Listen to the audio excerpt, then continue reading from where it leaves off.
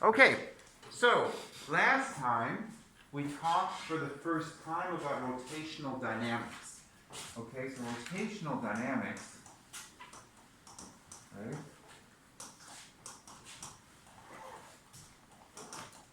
means we're applying Newton's second law for rotation, right? We're applying that idea that just as we talked about a net force causing a linear acceleration, we now have a net torque causing an rotational acceleration. Okay, or angular acceleration is correct.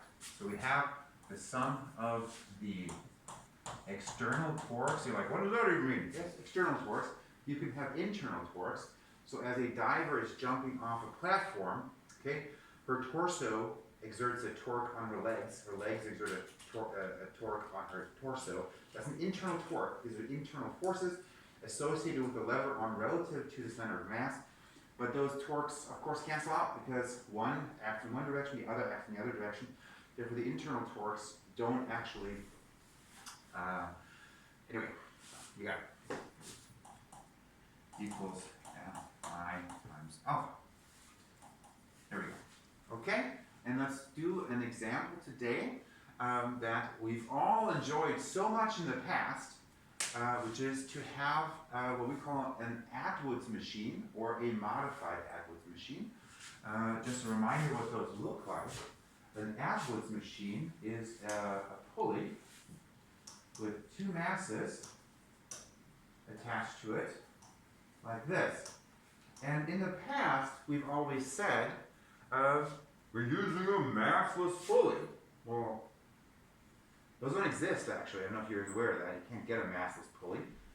Okay, so these pulleys actually have mass. They have to have mass. So we're going to now say this thing is MP. MP, M1, and M2. So MP distinguishes the two, and we can think about that for a second. Now, we can either derive the moment of inertia for a disk. We're going to assume this is a regular disk, just a cylinder, okay? Because there's no grooves. Again, there are going to be grooves, so that slightly affects the moment of inertia. We're going to assume it's just a solid disk as in a cylinder of radius r. Let's draw that in. But just as we did last time when I first gave you the moment of inertia of a rod about an end, which is 1/3 ml squared, right? I'm going to do the same thing here. I'm going to tell you that the moment of inertia for a disk, compact disk with a C, and then just a disk with a K. Is that correct? I just want to spell it with a C. Yeah, I think it's with a C. Yeah. Does anyone spell it with like a QE or something weird? Ooh la la! We are throwing the disk! Was that enough French there for you? Yeah. I'm very good at French. Is the disk is called the disque? Yeah. Oh, cool. There you go. It is. Just for that. French does that. There we go. Look at the disc. Good, good. Is 1/2 mr squared. 1/2 mr squared. Okay? Cool. And we can do the integral later. Don't want to stress you guys out. Now, we're going to release this system, and we're going to say M1 is greater than M2. Let's take M1 greater than M2, and let's talk about this in a qualitative fashion. Okay? So, first of all, if M1 is greater than M2, what's going to happen? Okay, that's actually not descriptive vocabulary, we need words. There you go. Good. So this thing goes this way. So that means the acceleration process will be this goes down this way, this goes this way. But now we have to add something that we have to consider. This mass goes down, this mass goes up, and this mass does this. Okay? We really have to do also that there is effectively an acceleration occurring of the disk. Angular acceleration, it's not linearly accelerating because its center of mass stays at the same spot. This mass accelerates up, this mass accelerates down. Capiche, capache, capuche? Excellent. What are we talking about? Quinn. Okay, yep. What are we trying to find? We're trying to understand what the hell's going on. Okay. Okay. Well, I mean, Is that swearing? No swearing. It's a No, mass are we law. supposed to swear? We're not supposed to swear. Okay. well, I believe you've broken that rule way too many times already. I'm sorry. Do I swear a lot? Yeah. I don't know. I think Corona's broken me. I'm not sure. Every Anyway. single teacher. That's not true. Anyway, it's been rough times, but here we go. So, we were trying to understand what the situation, because now that we've added the disk having mass, it's going to require additional force, torque, whatever, to make this thing spin. Does that make sense? So, let's think about what's going on. And let's complete the free body diagrams for our objects. Our object on the left, what are the forces acting? Yeah. FG. FG. Gravitational force. Good. So FG1, which is equal to M1G. Right. Yeah. Correct? And And the tension force. tension force up, is it equal to this one? It is higher. It is greater. Oh, that's horrible. It That would is be bad, because it's accelerating down, right? So it needs to be lesser than. lesser than. Okay. Correct. Good. So it's lesser than? Yep. Now, we're going to go over here and say this is Ft. Now the question for you is, there's a tension force here. There's also tension force over here. Yeah. Are they equal? Yes. No. They're not. Well, because Let's think about it thing for is a second. moving, so. So let's think about this. This thing right here is being pulled up. Well, what object is actually exerting that force? The normal force of the pulley on the rope. Well, hang on a second. So if it's a tension force, right? Yeah. The tension force on this object needs to have an equal and opposite tension force exerted by another on another rope object. on the pulley. The pulley. So Yeah. basically, when you have two things that combine connected by a rope, they pull on each other. So the pulley is pulling the object up, Yeah. and the object is pulling the pulley down. Yeah. So here there's a tension force here. There we go. Ft. And now it becomes clear that there's got to be something going on, because the tension force is doing what to the disk? Yeah, Oh, it's turning. it's turning it. But we also have a tension force over here. Now, if the two tension forces had the same magnitude, what would be the next torque on our Zero. disk? Zero. So because this thing goes this way, the left tension needs to be greater than the right tension. Okay? So we'll call this FG1, because I'll be copying opposite one there. It needs to be bigger than this one. FG2. FG2. Make sense? Otherwise it won't work. Capiche, kabosh, kaboosh? And of course that means that even smaller, because this thing accelerates up, right? Needs to be the gravitational force here. We get running out of. Wait, let's get Fg2, which is equal to m2g. So if we were going to put in order the four forces, Fg1, Fg2, Ft1, and Ft2. What do you mean in order? Like from biggest to smallest. What's the biggest one? FG1. It'll be Fg1 greater than FT1. Ft1 greater. Someone else say something. FT2. Ft2 greater than FG2. Fg2. There we go. So that would be a great AP Physics C question, right? You could ask the question, put these four in order in terms of from largest to smallest, and explain your answer, right? Why they have to be in that order. Given M1 greater than M2 and the pulley having mass, put the four forces in order from largest to smallest and explain why you put them in this order. Isn't it like kind of self-explanatory why you put them in the order that you put them? Do you want the points? Well, yeah, but how would you explain it though? Because it's literally just because it's greater. Well, we just did, right? So this one, Fg1 greater than Fg2, is basically self-explanatory. but the rest is not, because it has to do with the fact that Ft1 has to be greater than Ft2 in order to apply net torque on the disk. And Ft1 needs to be smaller than Fg1 in order to allow the left mass to accelerate downwards. And Ft2 has to be bigger than Fg2 in order to allow the right mass to accelerate upwards. Okay? So we'll use all three accelerations to explain it. Alright? Good. So we've got that settled, and we've got the magnitudes at least in order. Now we can write out our equations for the three objects. Okay? Let's take a look. Let's take a look at the left object, M1. So we're going to write, because we're still using the monkey recipe, we've not panicked, we've made our free body diagram, we're going to now write down our forces. Okay? Force is acting on the left object here. Positive force is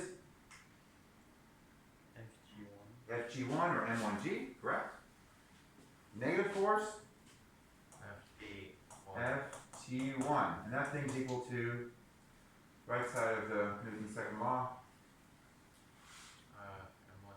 M1A. Good. Let's look at our second object over here, M2. What's the positive accelerating force upward? Ft2. Negative force?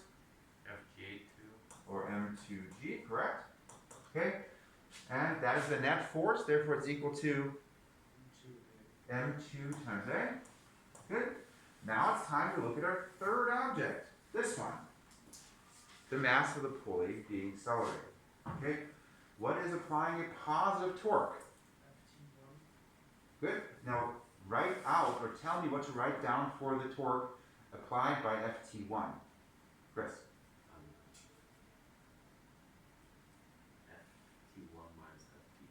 Okay, you're missing the critical component.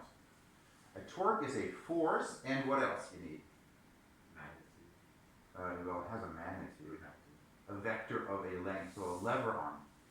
So Ft1 is pulling down, but it's acting at a lever arm of, that's how long?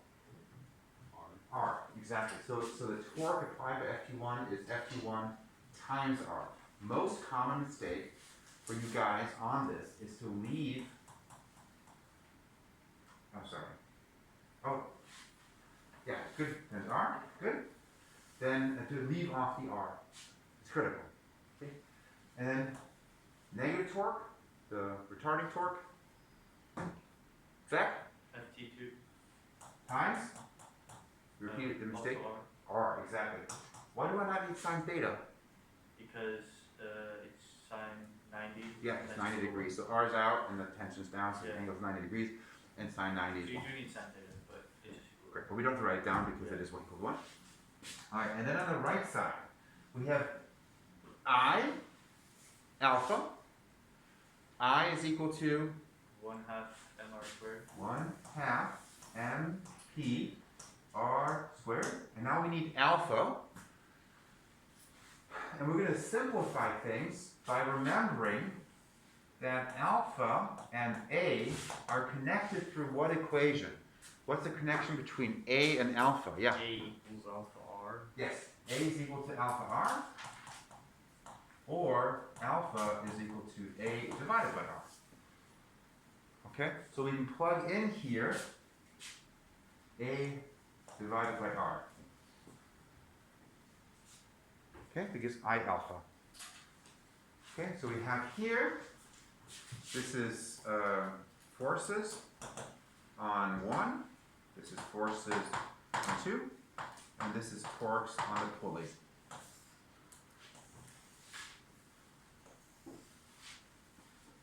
Okay? You follow that along? Make sense so far? Cool. Now, we see something very, very fun. I don't know. My sense of fun is definitely distorted. But what do you notice over here? You can cancel out R. All the R's go away. So you've got, first of all, these R's cancel, right? Because there's one on top, two on top, one on bottom. And now that you have canceled out down those two, you have one R on the right, and each term on the left has an R, right? So you can cancel those. Yeah? Capiche, capache? Capuche? Nice. So let's go down here.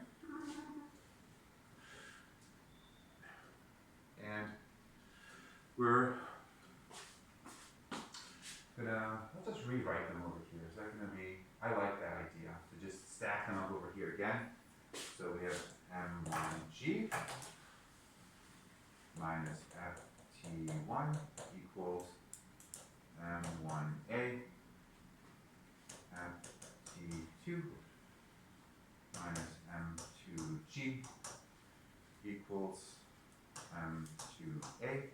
And down here we have FT1 minus FT2 equals 1/2 MPA. Cool. Now, here we have two possibilities.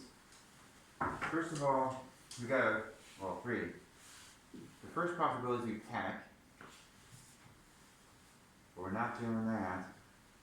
Okay? We're going to remain calm. And then we're going to think about a second in those three equations what our unknowns are. What are the unknowns here? Name one. We don't have any values, so. Well, we're going to assume we know M1.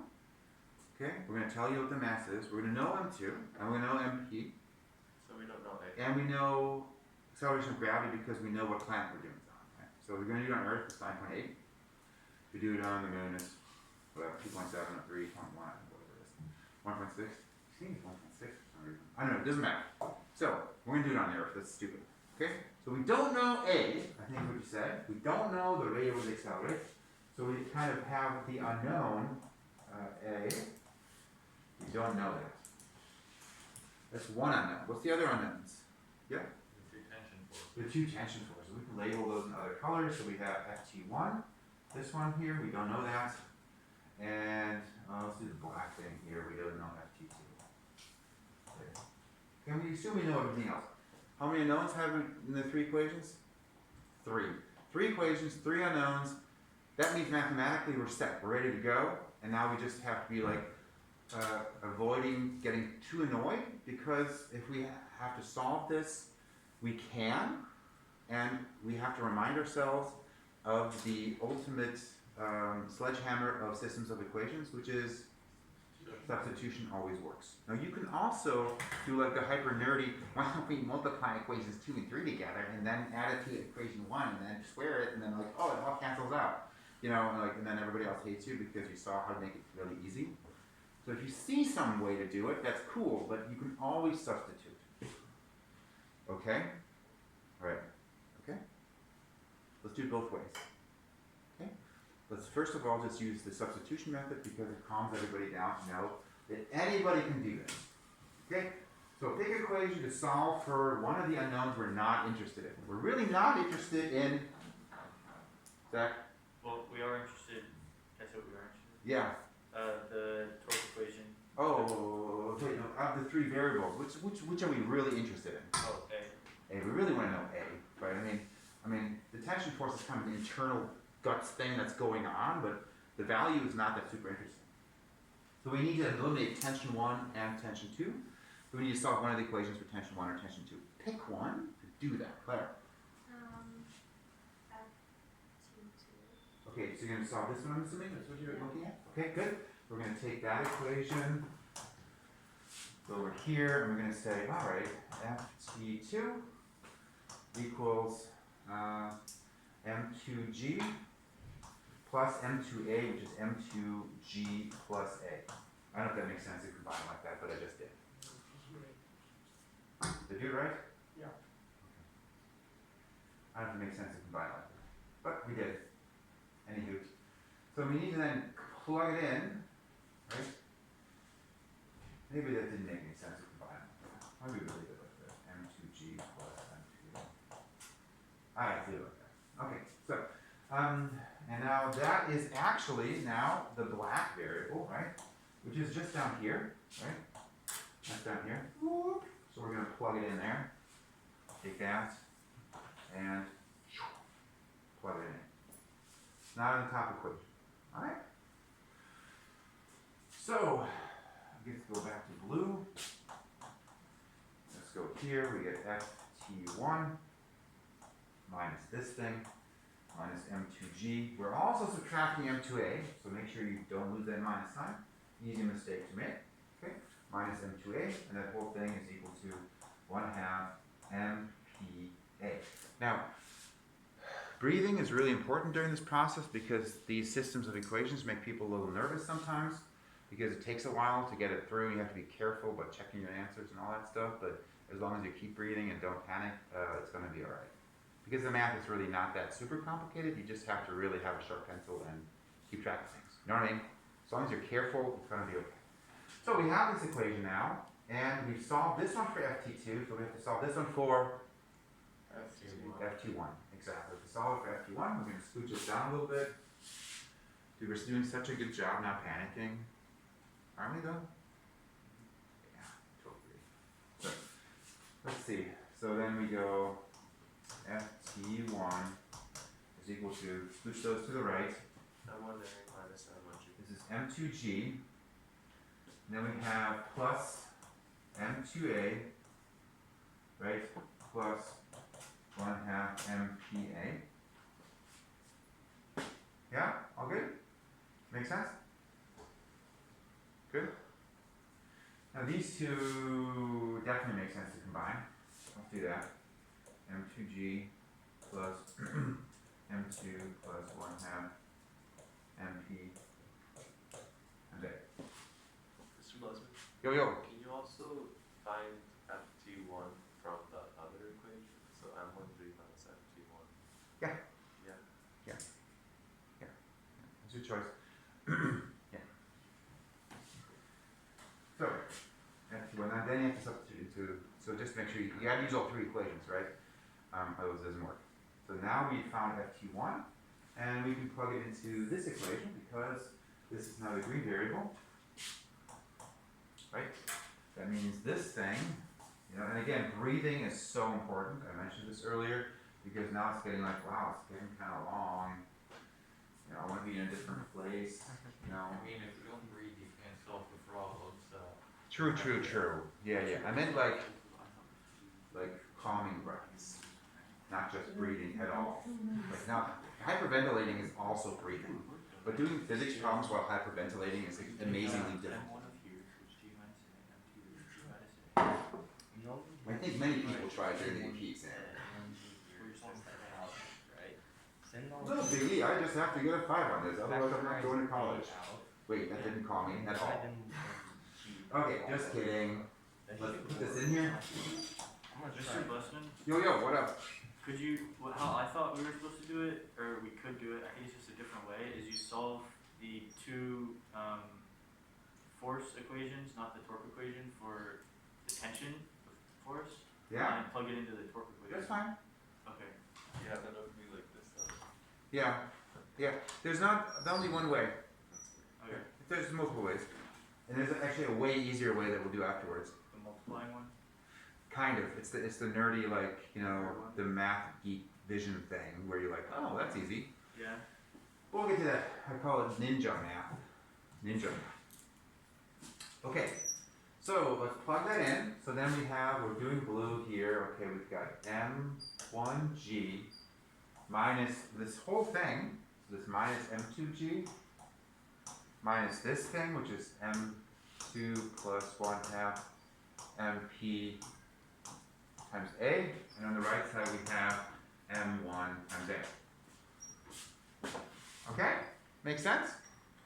Now we got to move we have only one variable left. Just to make that clear, the variable is the one we're interested in, which is this one, right?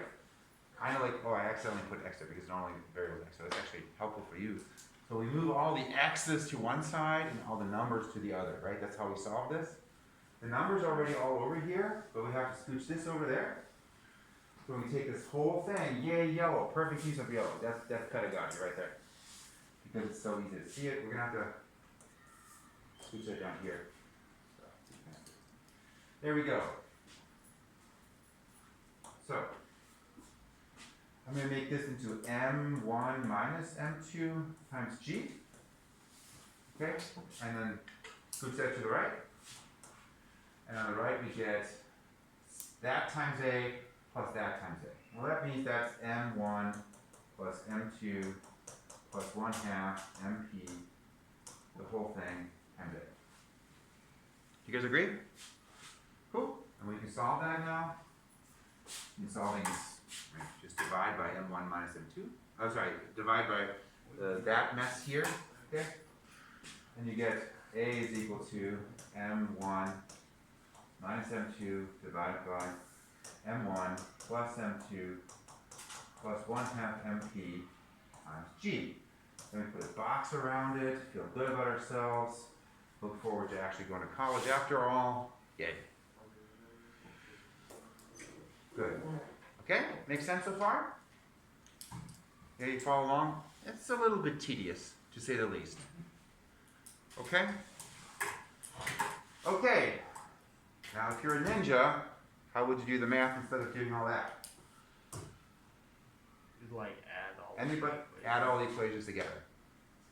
If you add all the equations together,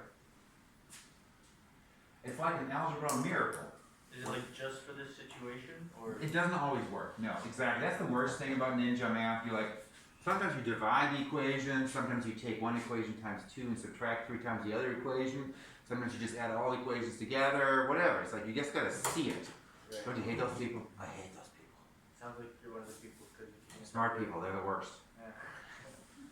So, if you take your 3 equations together, just seeing what you can see here, there's a minus ft1 here and an ft1 here. Those are going to cancel out. There's an ft2 and a minus ft2 here. So those are going to cancel out. So we just mush them all together. All the ft's are gone, and voila, les haricots verts. Yeah? Alright. Yeah, they don't like green beans, exactly. That makes no sense, but I like that. I like that word. I never heard someone say it like that before. Thank you. Alright, so add together, the ft's are gone. We are left with m1g minus m2g. That's nothing here.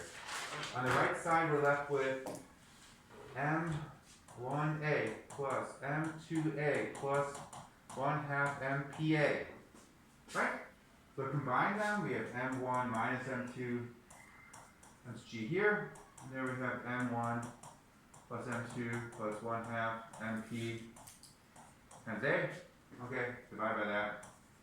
A is equal to m1 minus m2 divided by m1 plus m2 plus 1/2 mp times g. Box it and be like, hey, we're actually going to college on a scholarship. Just kidding. So, 2 paths. This is the ninja math path, and this is the substitution path. But of course, not always is there a ninja path. That's really important too. Kind of like factoring for quadratic equations. Almost all quadratic equations you can't factor.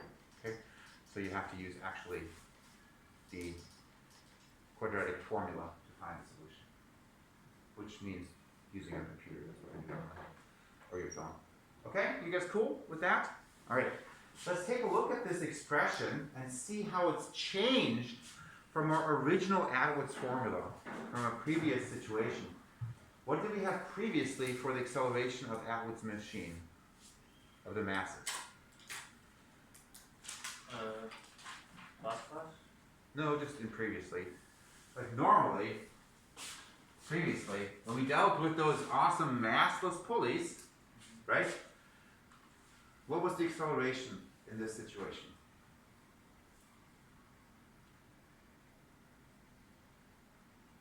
If you're unsure, it's actually hidden in this answer.